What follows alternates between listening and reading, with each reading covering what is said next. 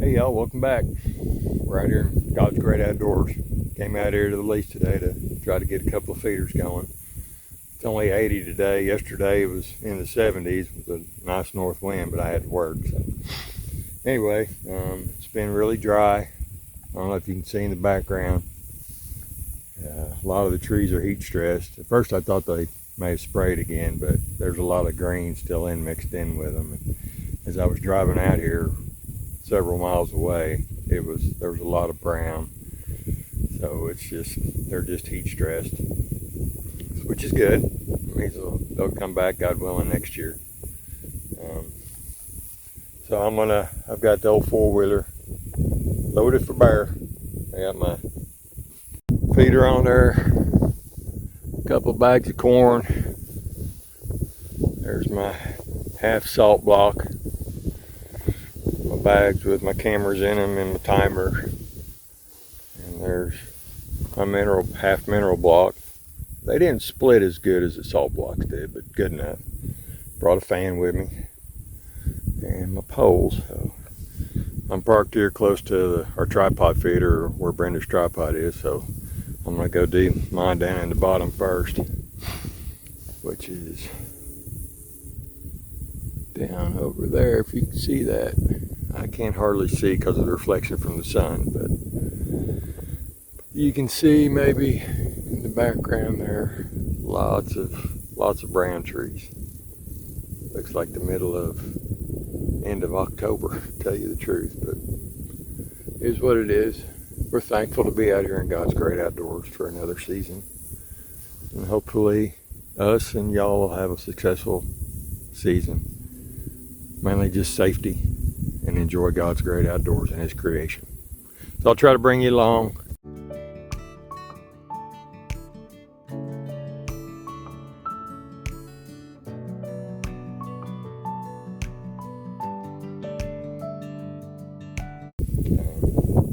I'm going to try to set the camera up, but I'm just going to throw feeders up. I can show you before and after for sure, but I don't know how much filming it'll do, if it'll go to sleep without Brenda here to help keep it going. But anyway, y'all come on along. Hey guys. New hat Brenda got me. Got reflectors on it to keep the heat off, the sun off me, or whatever. Got down here to the bottom, and unfortunately I'm not going to be able to put my feeder up until I bring a chainsaw down here.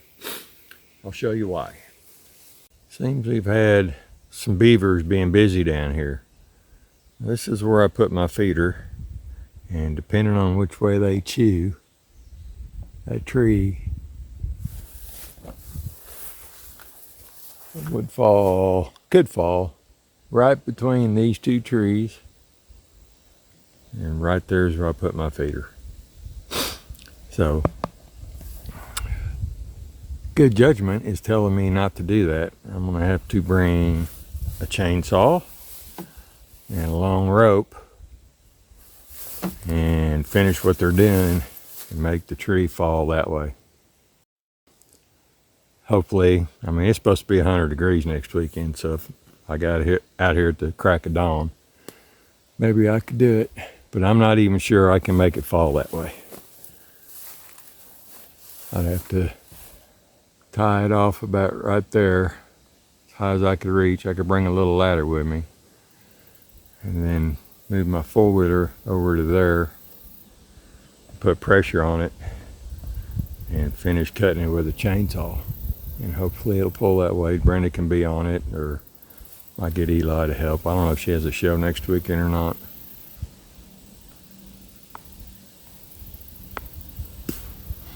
They also chew down this tree. That's normally the path that I drive in to get down here. So not alone do we have heat stress and dead trees, and now I got to deal with beavers. Oh joy. May have to move this. I don't know. It'll be a lot of work because I got to pull up all these T-posts because we have to have them fenced off. So that's what I get for not coming out here more and checking things out before I want to do stuff. So is what it is.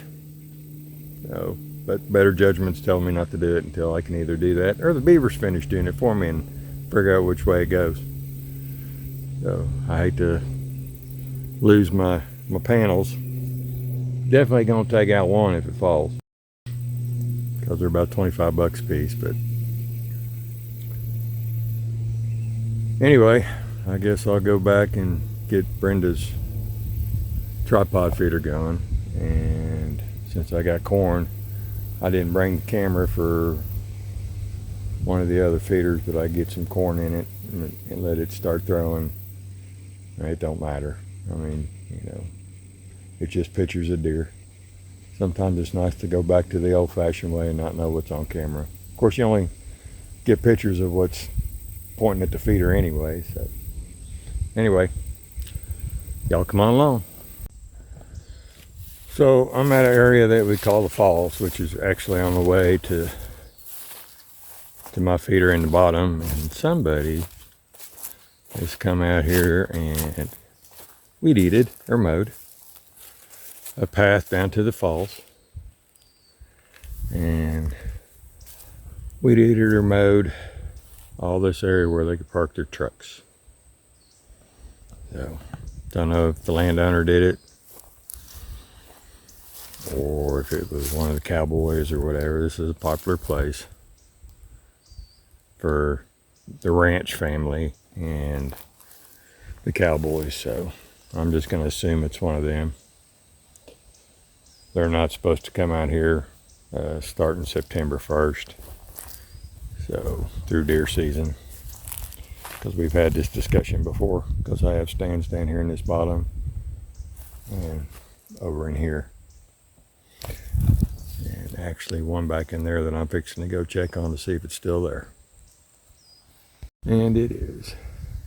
I can see it from here. So.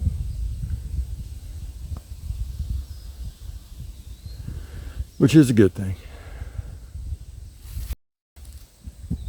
This is like, I don't know, 20 or 30% heat stress trees down in here. But all the ground cover and little forbs and stuff look good. Also looks like it's fixing to rain on me, which will actually feel pretty good. All right, well, everything looks all right around here. It's pretty green. There's a little heat stress in here, kind of over there by the tripod. Should have a little shade in the mornings. So, all right, get to work getting Brenda's feeder going. Of course, these trees didn't survive, so I'm gonna have to take them out too. But they probably won't damage nothing when they fall because they'll be so light. I brought a solar panel to put on that, but I didn't bring a ladder. So, and that also means I can't go do that other feeder I was talking about, because I need a ladder to pour corn in it, because I can't drive my four-wheeler in that pen.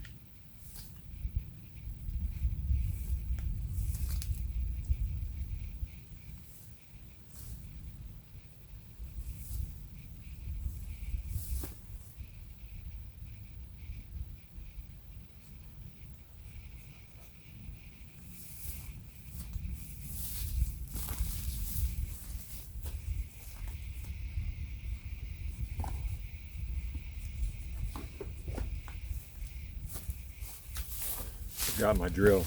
Got to run back to the truck. Run back. There's wind up there by the truck, but there ain't no wind down here.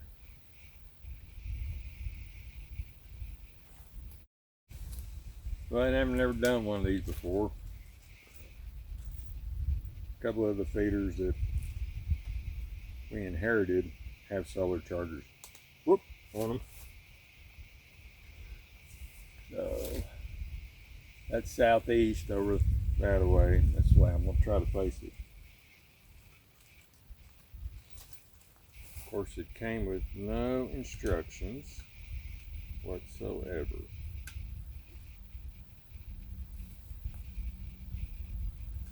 So I'm just winging it.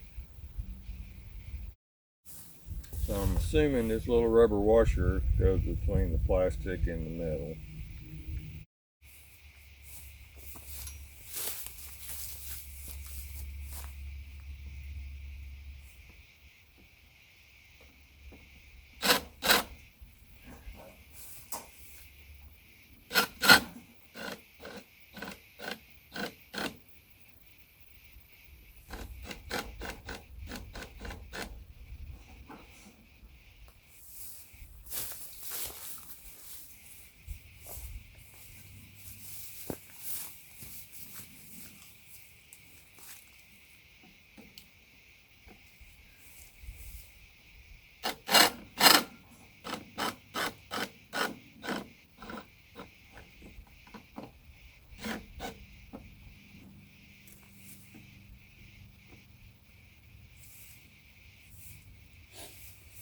All right, got that part up. Almost needed a ladder.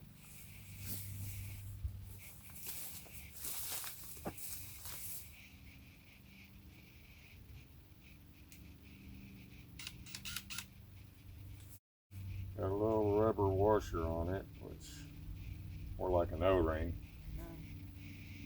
I assume goes between the outside.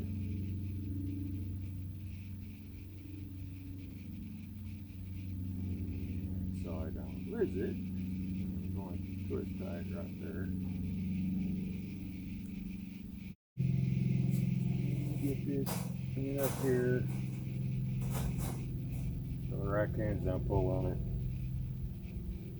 because they love this feeder. Got a little plug in the back of the feeder. Ow. Guess I took the O-ring off for nothing.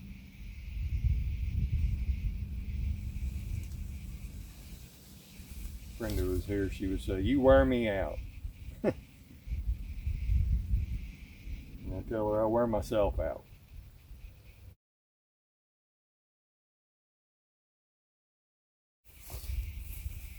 So I can't really get it tight enough. So when all else fails, duct tape. Alrighty.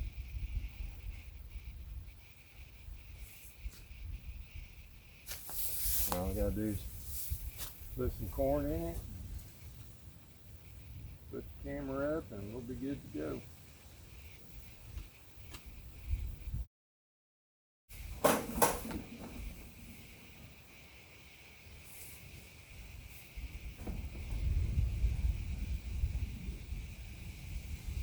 I don't see no good coming of that. I see where I can get a hold of that. I'm pulling that down. We'll see. These buckets help, but they still get up on here.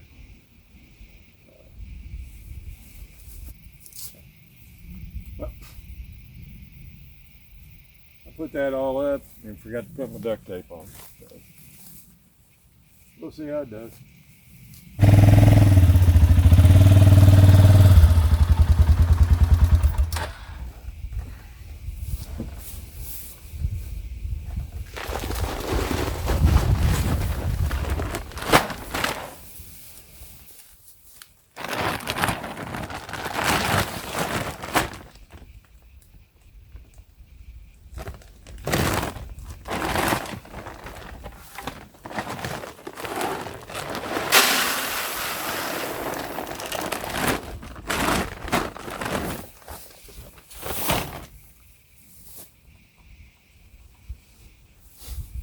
So I'm put about a half a bag of apple flavored in the bottom of the feeder, and that way, you know, it's got a pretty strong scent to it, so I can attract them. Grass is pretty tall in here, but they normally find this feeder pretty quick, at least they have in the past.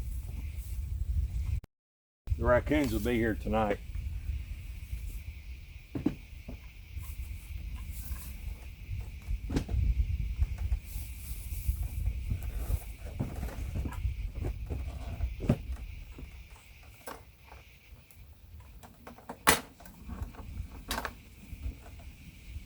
Back when these trees were alive and the squirrels were around here or whatever, they chewed a hole through this plastic lid, so I got a metal trash can lid put on top of it, so it's just a tip if you guys hunt around squirrels or whatever and they're chewing in your lids of your feeders to get in, buy an old metal trash can lid and bolt it on top.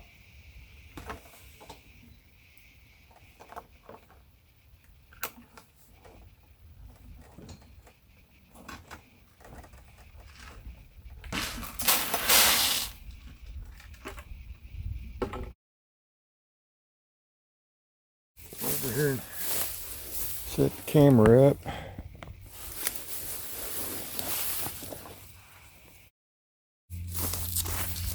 I like to cut some of that taller stuff down so it doesn't trigger the camera. Alright guys, feeder's all set up. Got the camera ready to go. So, one down, 4 to go. Anyway. Thanks you guys for coming along. We had to build this big oak cage because even with a varmint guard on there, the raccoons were still getting to the spin plate and emptying the feeder. So, because all I got to do if they can get their little arms in there is reach in there and hit that spin plate and it'll just keep spinning corn out. So I put that on and left the varmint guard on there last year, and that stopped. They actually stopped climbing up the feeder and everything because they couldn't get to it no more. So I took all that stuff off so it could throw more, and when I put it on test, it threw pretty good. It had too many cages to go through and the corn was just falling straight down. Of course, majority of it still falls straight down because it hits all the metal legs and everything, but the camera will tell.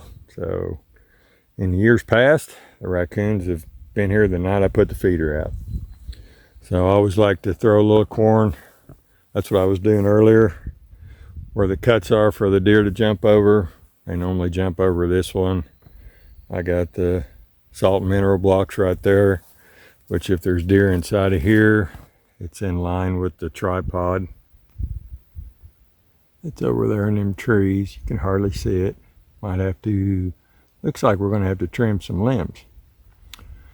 So, unfortunately, the trees behind it, or the tall ones, have died.